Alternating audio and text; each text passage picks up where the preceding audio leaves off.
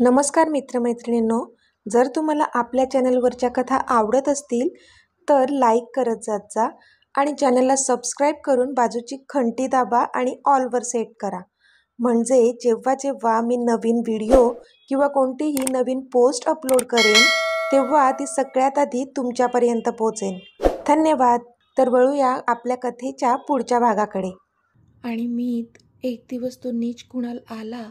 त्याने माझं नाव सांगून मानवला एका ठिकाणी बोलवलं आणि मलासुद्धा मानवचं कारण सांगून त्याच ठिकाणी बोलावलं. आणि त्याने माझ्या देखतच मानवला गोळ्या घातल्या. मीत जानू रडत अमितच्या कुशीत शिरली. पण अमित तो तर सुन्न झाला होता. त्याचा तोल जाता जाता राहिला. त्याला काहीच सुधरत नव्हतं. मानवचा हसरा चेहरा त्याच्या डोळ्यांसमोर येत होता त्या क्षणी. आणि मानवसाठी डोळ्यांतून अश्रू तर त्या कुणालसाठी राग दाटून आला होता त्याच्या मनात. आता पुढे. मीत, आर यू ओके? तिने त्याच्या छातीतून स्वतःचं डोकं बाजूला करून त्याला विचारलं. कारण कधीपासून ती त्याच्या कुशीत अश्रू ढाळत होती. पण तरीही त्याचा तिला सावरण्याचा कोणताच प्रतिसाद तिला मिळाला नव्हता. म्हणून तिने स्वतःची नजर त्याच्या चेहऱ्यावर ठेवली तर तो तिला शून्यात बघत असताना दिसला. त्याच्या चेहऱ्यावरचे भाव तिला अजिबात कळत नव्हते. डोळ्यात अश्रू होते पण चेहऱ्यावरचे भाव मात्र काहीतरी वेगळेच होते. Meet, look at me. Meet, please. ती त्याचा चेहरा ओंजळीत पकडून म्हणाली तसा तो भानावर आला. तुम्ही ठीक तर आहात ना? तिने काळजीने विचारलं. पण त्याने मात्र तिला खट्ट मिठी मारली आणि आता तो तिच्या कुशीत ओक्साबोक्शी रडू लागला. आय एम सॉरी जान, आय एम सॉरी.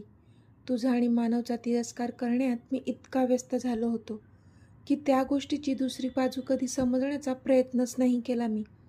जर केला असता तर कदाचित मी तुमच्याजवळ खूप लवकर पोचलो असतो. आणि ज्या मानवला मी इतकी वर्षे कोसले तो तर एक भाऊ बनून तुझ्या पाठीशी होता. आणि तुमच्या भावा बहिणीच्या नात्याला मी मात्र चुकीचं नाव दिलं. आय एम सॉरी मानव. मी तुझा गुन्हेगार आहे. तुझ्या मृत्यूला पण मीच जबाबदार आहे. अमित रडून सगळं बोलत होता.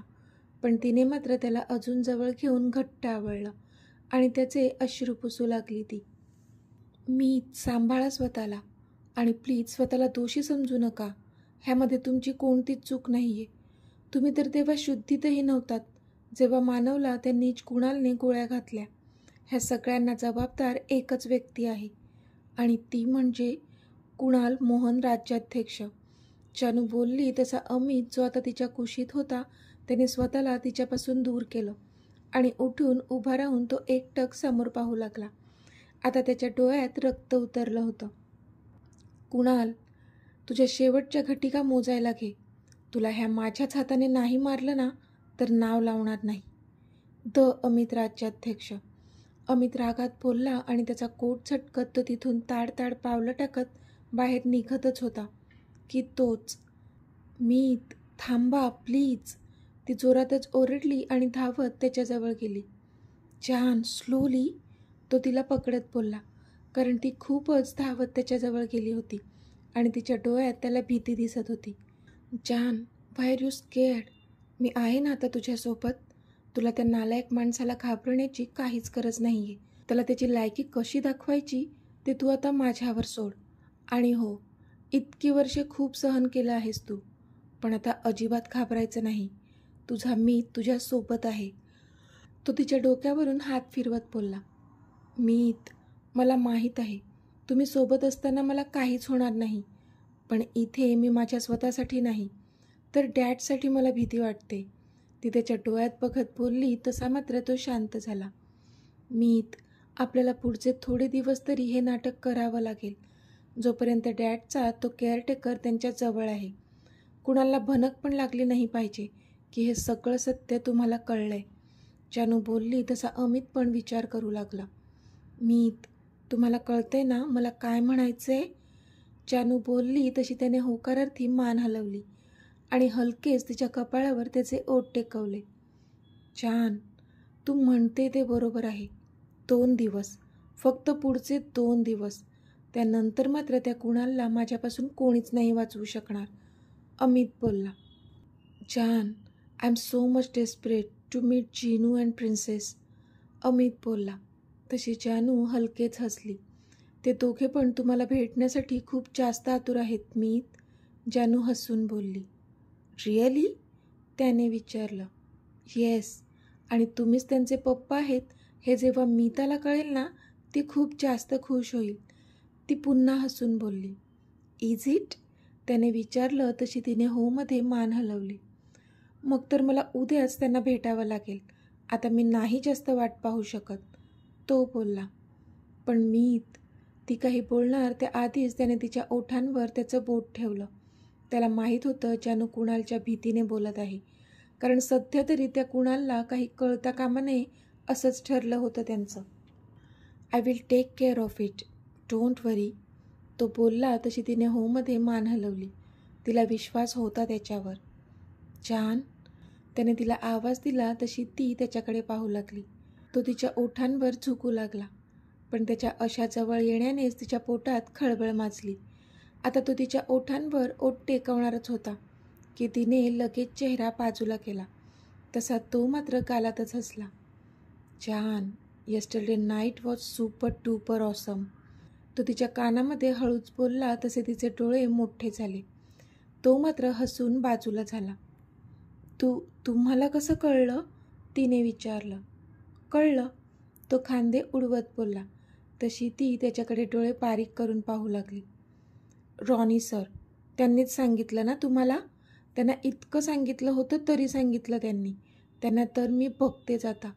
जानू चिडून बडबड करत होती की त्याने तिला स्वतःजवळ ओढलं. जान, no one else needs to tell me anything.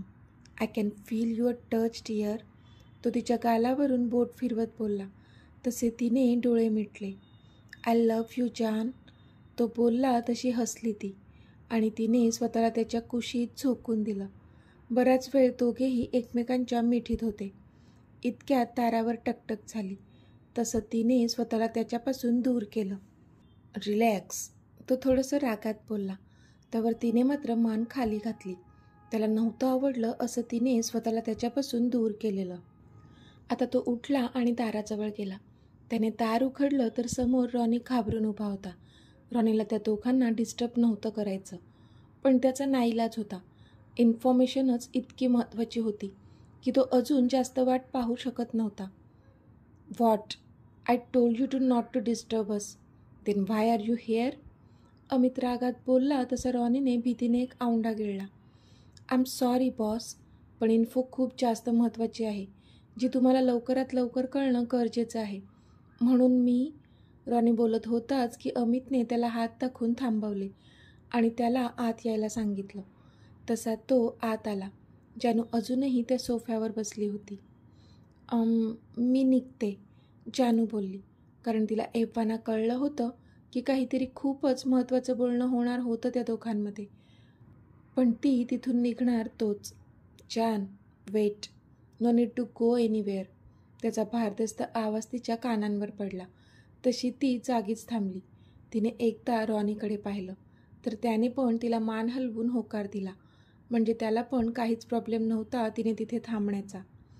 Yes Ronnie, speak, Amit बोलला. बॉस, आत्ताच आपल्या खबरीकडून मला एक न्यूज मिळाली आहे, रॉनी बोलला. Is it good or bad news? अमितने विचारलं. तसं रॉनीने भीतीने एक औंढा गिळला. बॅड न्यूज बॉस, रॉनी खाली मान घालून बोलला. स्पीक, अमित बोलला. तो अजूनही शांतच होता. बॉस, ते मिस्टर अँड मिसेस मोहन राज्याध्यक्ष, त्या दोघांना गोव्यामध्ये पाहिलंय. ते तिथे आयडेंटिटी लपवून राहत आहेत, रॉनी बोलला.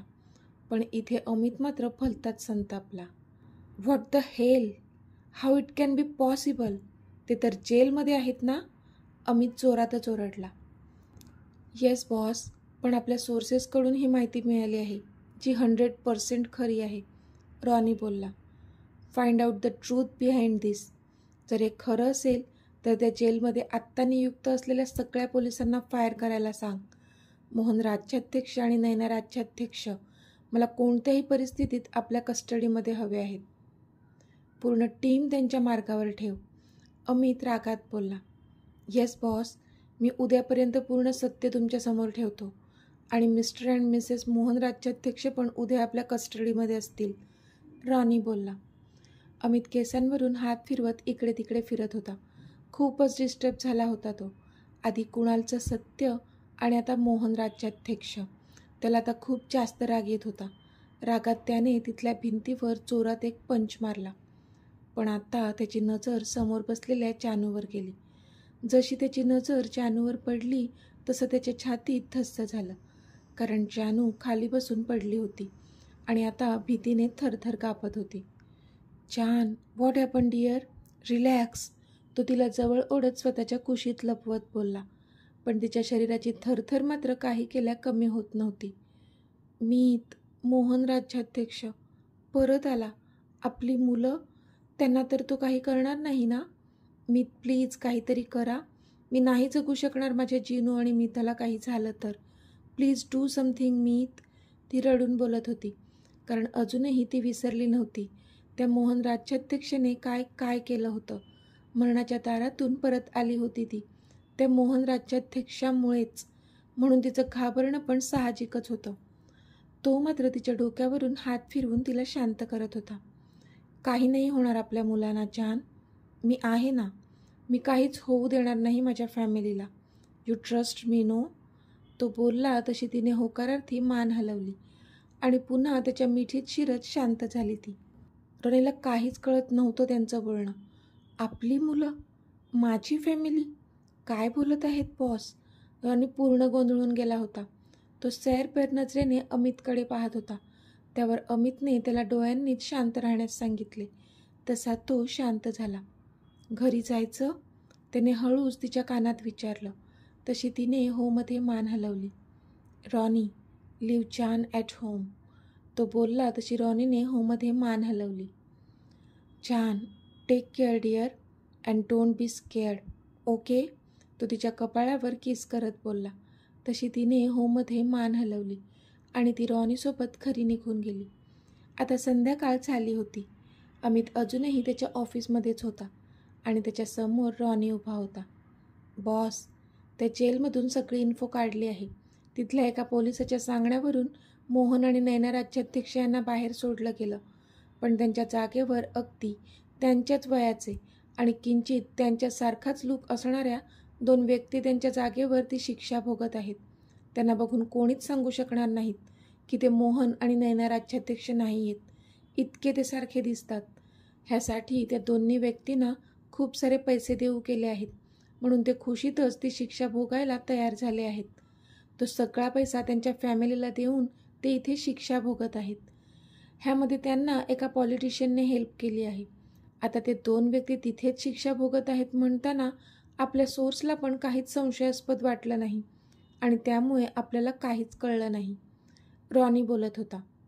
पण अमित, तो मात्र त्याचं ऐकत समोरच्या भिंतीवर स्टेअर करत होता. त्याचा चेहरा निर्विकार होता, पण डोळ्यात मात्र खूप राग उतरला आहे असं वाटत होतं. जणू काही खूप गहन विचार करत असावा. Ronnie, I want all the history of Kunal from last 6 years, Amit समोर खूपच रागात बघत बोलला. पण रॉनी मात्र शॉक झाला होता. त्याला काहीच कळत नव्हतं, कारण आत्ता त्या मोहन राज्याध्यक्षाचा हिशोब करायचा आहे, तर त्याचा बॉस मात्र त्याला कुणालबद्दल माहिती काढायला सांगत होता. ओके बॉस, पण कुणालची इन्फो का काढायची? आय मीन आता अचानक? रॉनीने घाबरत घाबरत विचारलं, कारण त्याच्या बॉसला प्रश्न केलेले आवडत नव्हते आणि आता तो त्याच्या बॉसलाच प्रश्न करत होता. रॉनी, अचानक नाही, मागच्या कितीतरी वर्षांपासून चाललंय त्याचं. फक्त मला आता कळलंय, अमित बोलला तसा रॉनी त्याच्याकडे पाहतच राहिला. म्हणजे? रॉनीने आश्चर्याने विचारलं. तसा अमितने एक सुस्कारा सोडला आणि त्याला ते सगळं सत्य सांगितलं जे जानूने आज अमितला सांगितलं होतं. आणि ते ऐकून तर रॉनीच्या पायाखालची जमीनच सरकली. व्हॉट? तो रागातच ओरडला. येस रॉनी, विश्वास बसत नसेल तुझा कदाचित, पण अनफॉर्च्युनेटली हेच सत्य आहे, अमित बोलला. पण बॉस, आपल्याला, आय मीन मला कधीच काहीच कसं फिशी वाटलं नाही. तुम्ही तर कोमामध्ये होतात, पण मी तर होतो ना. मग मलासुद्धा त्याच्या बाबतीत काहीच चुकीचं जाणवलं नव्हतं त्यावेळी, रॉनी बोलला. हो रॉनी, कारण त्याने आपल्या सगळ्यांच्या डोळ्यांवर नात्याची आणि विश्वासाची पट्टी बांधली होती. त्यामुळे मी कधीच त्याच्यावर संशय घेतला नाही. नेहमी त्याला सख्ख्या भावासारखं प्रेम दिलं आणि त्यामुळेच तूसुद्धा कधीच त्याच्याकडे संशयाने नाही पाहिलंस. अमित बोलला. आय एम सॉरी बॉस, पण मला सतर्क राहायला हवं होतं. मी तेव्हा सतर्क राहिलो असतो तर कदाचित मॅमना आणि तुम्हाला इतकं सारं काही सहन करावं लागलं नसतं. I am sorry boss, Ronnie खाली मान घालून बोलला. No Ronnie, it's not your fault. त्या कुणालने आपल्याला काही विचार करायला चान्सच दिला नव्हता. तू स्वतःला दोषी नको समजूस. आता तर त्याला शिक्षा काय आणि कशी द्यायची त्याचा विचार करत आहे मी. त्याला अशी काही शिक्षा मिळेल ना की तो एकतर मरण मागेल माझ्याकडून, पण असं जगणं नको म्हणेल. माझ्या जानला दिलेल्या सगळ्या त्रासाचा बदला मी घेणार आहे. मानवच्या जीवाची किंमत त्याला कळलीच पाहिजे. अमित रागातच बोलत होता. इतक्यात रॉनीच्या मोबाईलची मेसेज टोन वाजली. रॉनीने मेसेज ओपन करून पाहिला आणि आत्ता मात्र त्याला घाम फुटला. बॉस, मोहन राज्याध्यक्ष त्याच्या गोव्याच्या घरातून गायब आहे, रॉनी बोलला आणि त्याने मान खाली घातली, कारण त्याला आता त्याच्या बॉसच्या रागाला सामोरं जावं लागणार होतं. पण अमित, तो मात्र शांतच होता. त्याच्या चेहऱ्यावरची एक रेषसुद्धा हलली नाही आणि ते पाहून इथे रॉनी मात्र चांगलाच चकित झाला होता. जाऊन जाणार कुठे आहे तो? त्याला इथे माझ्या पायाशीच लोटांगण घालायचं आहे. त्याला आत्ता मुक्ती इथेच मिळणार आहे. अमित खूपच तिरस्कारवाला हसू चेहऱ्यावर ठेवत बोलला. तर मित्रमैत्रिणींनो, आजचा भाग तुम्हाला कसा वाटला ते मला कमेंटमध्ये सांगा आणि जर आवडला असेल तर व्हिडिओला लाईक करा, शेअर करा आणि चॅनलला सबस्क्राईब करून बाजूची घंटी नक्की दाबा. चला तर भेटूया आपल्या पुढच्या भागात. तोपर्यंत धन्यवाद.